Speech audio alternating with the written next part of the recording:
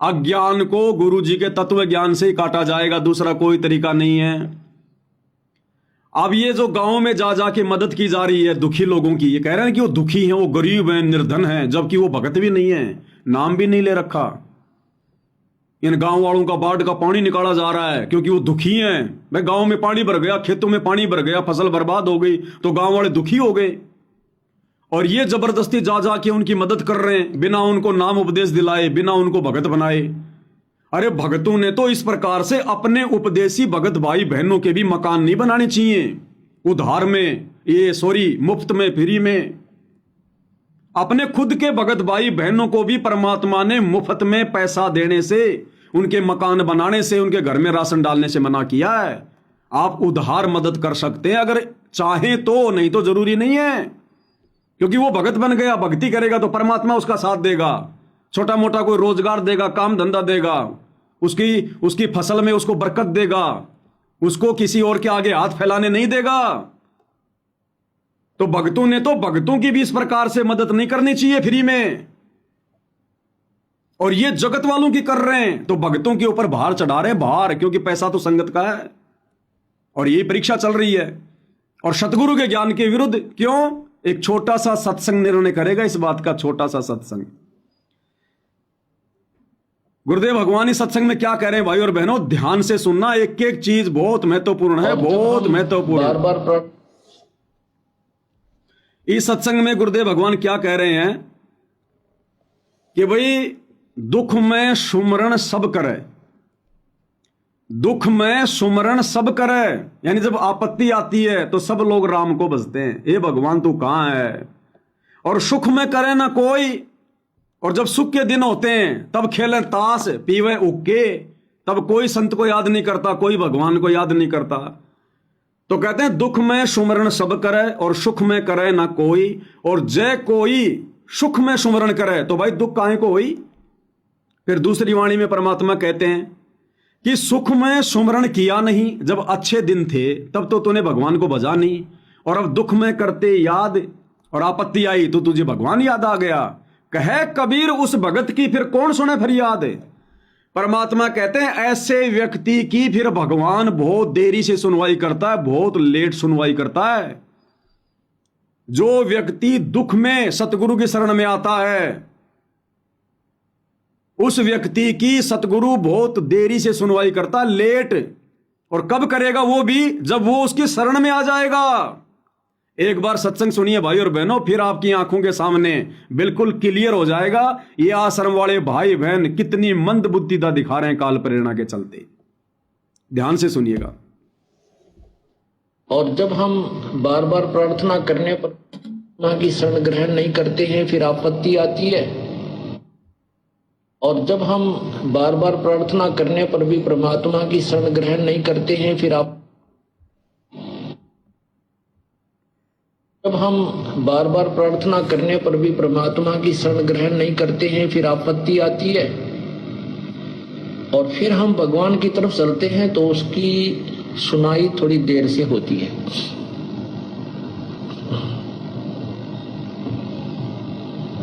कहते हैं दुख में सुमरण सब करे, सुख में करे ना कोई, और जय सुख में सुमरण करे तो दुख काहे को होए। कबीर सुख में सुमरण किया नहीं फिर दुख में करते याद, कह कबीरता दास की कौन सुने फरियाद। जब सुख था तब तो परमात्मा की तरफ रुचि बनी नहीं, आपत्ति आई तो परमात्मा की तलाश खोज शुरू हुई।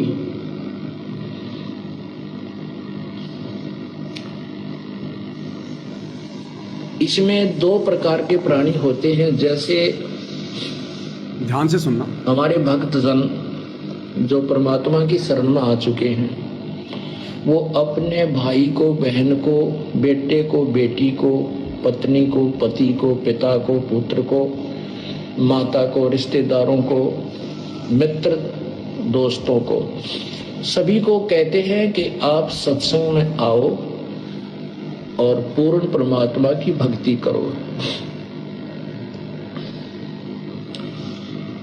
उनसे बार बार प्रार्थना की जाती है, जो पुण्यात्मा हैं वो आ जाते हैं, जो नहीं आते हैं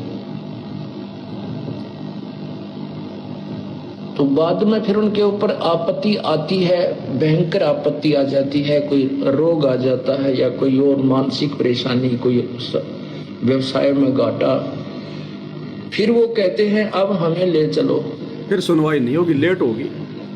तो फिर उनकी सुनाई बहुत देर से होती है। बहुत देर से।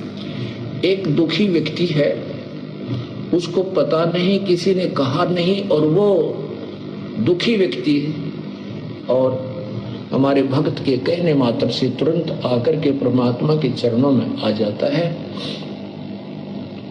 और सच्ची श्रद्धा से पूरे नियमों को निभाता है, उसकी सुनवाई तुरंत हो जाती है।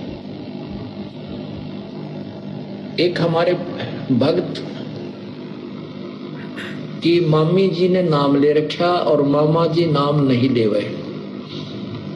उसको बार बार समझाते, पहले ये दास भी घर घर जाता था, तो वो उनके घर ये दास भी गया। उसकी मामी जी ने कहा कि जी ये भक्त हमारे जो पति देव हैं ये वैसे तो शरीफ आदमी हैं, मुझे मना नहीं करते हैं, लेकिन आप भगवान नहीं बचते। कारण क्या था कि वो फौज से रिटायर्ड था और 5-7 शराब की बोतल उसको कैंटीन से मिल जा करती, वह गुट्टी का चस्का नहीं छूटा था उसको, जिस कारण से उसने उपदेश नहीं लिया। और मैंने भी बहुत कहा, नहीं माना, उठकर बाहर निकल गया अपने घर से। कहने लगा फिर देखेंगे महाराज जी, अब समय नहीं है।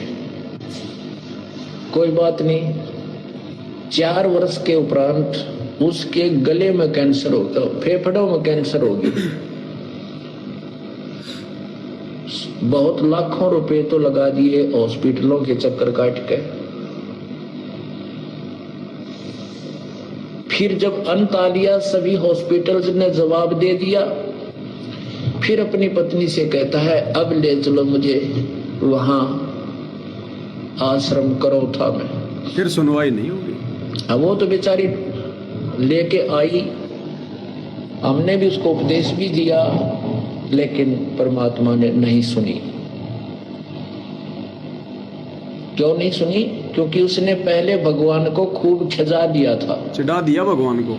यदि वो पहले से परमात्मा के चरणों में आ जाता और वो गुड्डी लानी छोड़ देता तो फेफड़ों की कैंसर नहीं होती।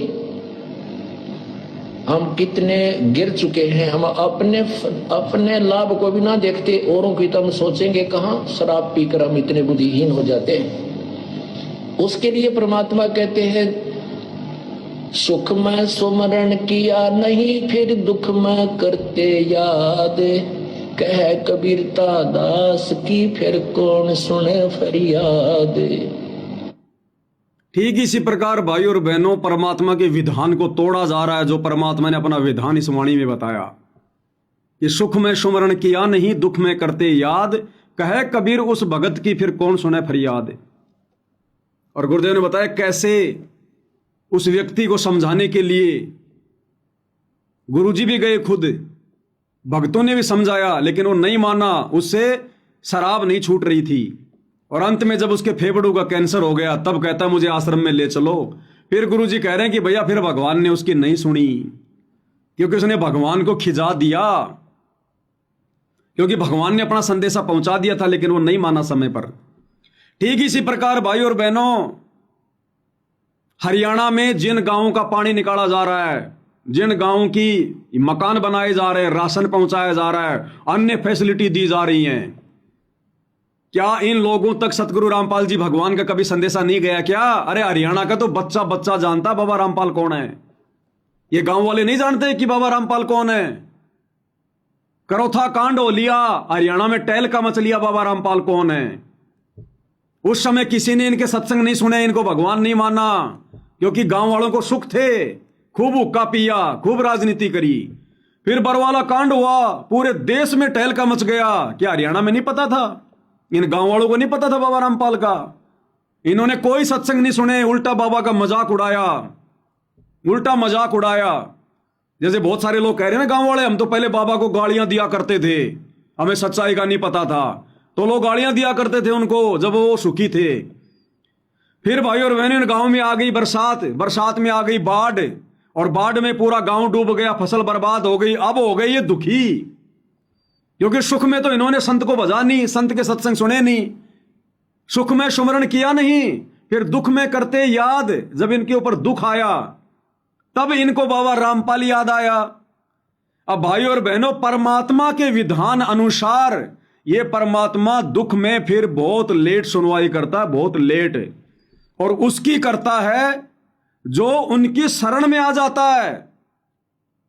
जो सुख में नहीं माना, नहीं सुने, और जब आया दुख, फिर आया बाबा रामपाल की शरण में, नाम ले लिया, उपदेश ले लिया, फिर भी गुरुजी कहते हैं कि परमात्मा उस भगत की देरी से सुनवाई करता, लेट। अब ये गांव वाले भाई और बहनों पहले तो सुखी थे, फिर इनके गांव में बाढ़ आ गई, ये दुखी हो गए। अब इन्होंने तो नाम भी नहीं लिया, गांव वालों ने तो, ये तो भगत भी नहीं है, और इनकी तो 1 घंटे में सुनवाई हो रही है, 1 घंटे में। तो ये सुनवाई परमात्मा नहीं कर रहा, भगवान अपने सत्संग रूपी विधान को नहीं तोड़ेगा।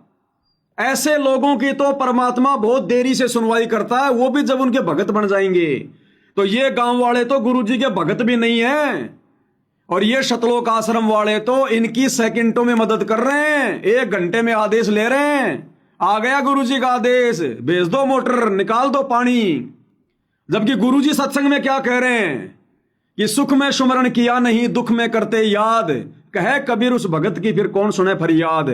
भगत की भी देरी से सुनवाई होगी, जबकि ये तो भगत भी नहीं है, और इनकी तो भगतों से भी जल्दी सुनवाई हो रही है। तो ये सुनवाई कौन कर रहा है? हिसार जेल में बैठा बाबा रामपाल नहीं कर रहा, क्योंकि बाबा रामपाल अपने वचन का पक्का है, अपने सत्संगों को नहीं तोड़ेगा, अपने सत्संगों के विरुद्ध कार्य नहीं करेगा बाबा रामपाल। ये कौन कर रहा है जबरदस्ती? काल प्रेरणा से सतलोक आश्रम वाले कर रहे हैं, संगत के दान धर्म का दुरुपयोग कर रहे हैं, संगत के कर्म फुड़वाने के लिए। अन्यथा बाबा रामपाल का विधान क्या है, सत्संग में आपने सुन लिया होगा। वो दारू पीने वाला व्यक्ति भी लास्ट में जब दुखी हो गया, कैंसर हो गया, तब आया आश्रम में करोथा में कि मुझे आपके गुरुजी से नाम दिलवा दो। और गुरुजी कह रहे हमने उसको नाम भी दे दिया, लेकिन फिर भी परमात्मा ने उसकी नहीं सुनी, क्योंकि वो समय रहते नहीं आया शरण में। तो क्या इन हरियाणा के गांव वालों को नहीं पता था? अरे जिनके मकान बनाए जा रहे हैं, कहते वो गरीब हैं, निर्धन हैं, क्या उनको नहीं पता था बाबा रामपाल का? अरे वो तो भगत भी नहीं बने, और ना उन्होंने तुम्हारे आगे हाथ फैलाए, तुम्ही लोगों ने जबरदस्ती जा जाके उनको ढूंढ ढूंढ के मकान बनाए। तो ये तो सरेआम गुरुजी का विधान तोड़ा जा रहा है, गुरुजी के सत्संगों को फैल किया जा रहा है भाई। तो ये कौन कर रहा है जबरदस्ती? ये काल करवा रहा है भाई और बहनों, सिर पर बैठकर काल। क्योंकि संगत ने इन सतलोक आश्रम वाले कुपात्रों को जम के दान धर्म दे दिया, जमकर। और भाई कुपात्रों को पैसा दोगे तो गुरुजी ने कह रखा है कि कुपात्र तो उसका दुरुपयोग करेगा। तो ऐसे काल संगत में आश्रम वालों के भी कर्म फुड़वा रहा है, और इस नादान संगत के भी कर्म फुड़वा रहा है, जो संगत इन कुपात्रों को गुरु के ज्ञान विरुद्ध होकर ज्योति पाठ और दान का पैसा दे रही है।